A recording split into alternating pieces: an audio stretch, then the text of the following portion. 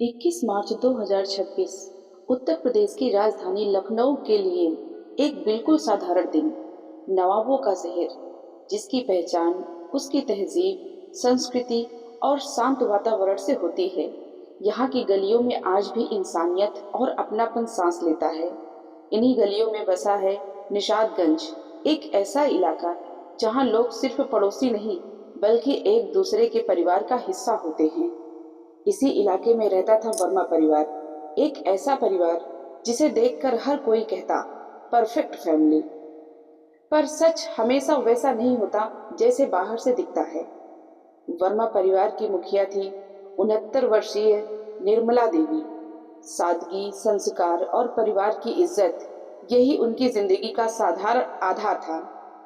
उन्होंने अपने परिवार को हमेशा एक सूत्र में बांध कर रखा था। उनका बेटा त्रिदेश वर्मा एक मेहनती व्यक्ति जो रात दिन काम करता ताकि अपने परिवार को हर सुख दे सके। बहू रंजना एक संस्कारी, शांत और जिम्मेदार महिला के रूप में जानी जाती थी। 3 बच्चे, एक पोता और 2 पोतियां घर में खुशियों की वजह थे।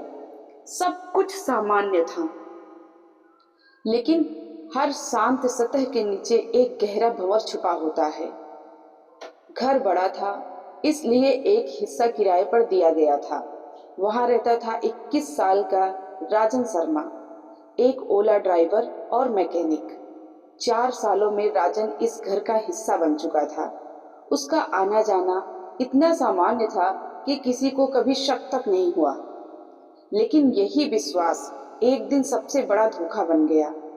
धीरे धीरे रंजना और राजन के बीच बातचीत बढ़ने लगी, जो कभी सामान्य हालचाल से शुरू हुई थी, अब लंबी बातचीत और मुलाकातों में बदल गई। घर के बाकी लोग अपने अपने काम में व्यस्त रहते थे और इसी अकेलेपन ने एक ऐसा रिश्ता जन्म दिया जो समाज, परिवार और नैतिकता तीनों के खिलाफ था।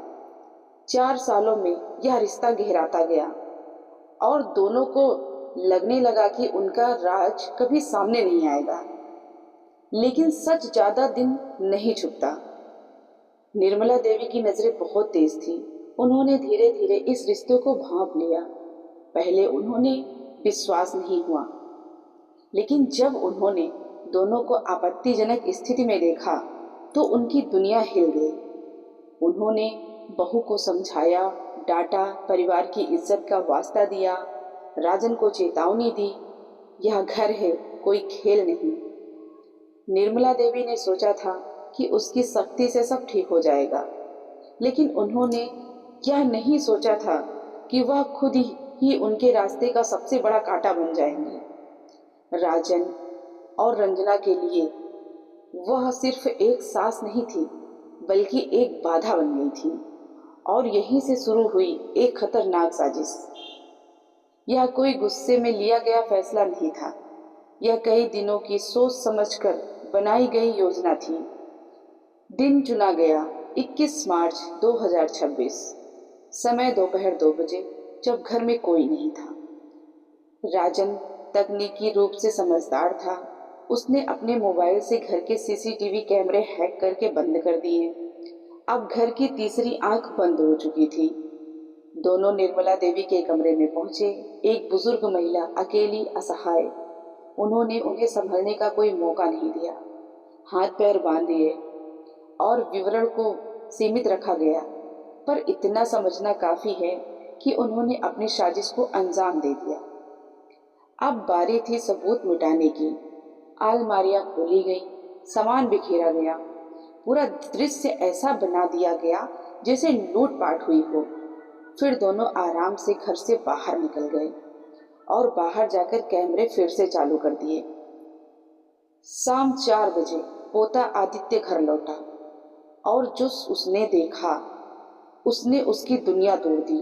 वह चिल्लाया, लोग जमा हो गए और कुछ ही देर में रंजना भी रोती बिलखती पहुंच गई।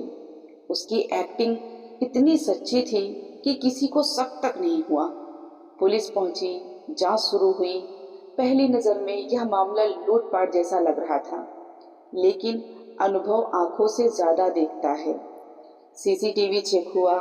कैमरे में 2 से 4 बजे तक बंद थे। यह सामान्य चोरी नहीं थी, यह अंदर का खेल था। गली के कैमरे खंगाले गए और वहां दिखा रंजना और राजन साथ में घर से निकलते हुए। अब शक यकीन में बदल गया।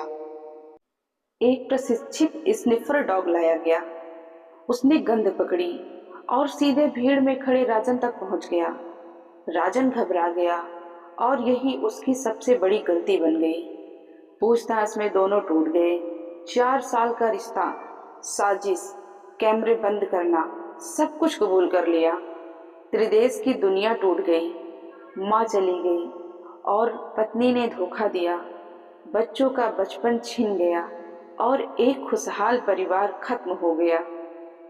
यह सिर्फ एक अपराध नहीं था, यह विश्वास, रिश्ते और मर्यादा की हार थी। तो दोस्तों, अगर आपको हमारी ये वीडियो अच्छी लगी हो तो आप हमारे वीडियो को लाइक करें और हमारे चैनल को सब्सक्राइब करें। मिलते हैं आपको नेक्स्ट वीडियो में एक सच्ची कहानी के साथ। तब तक के लिए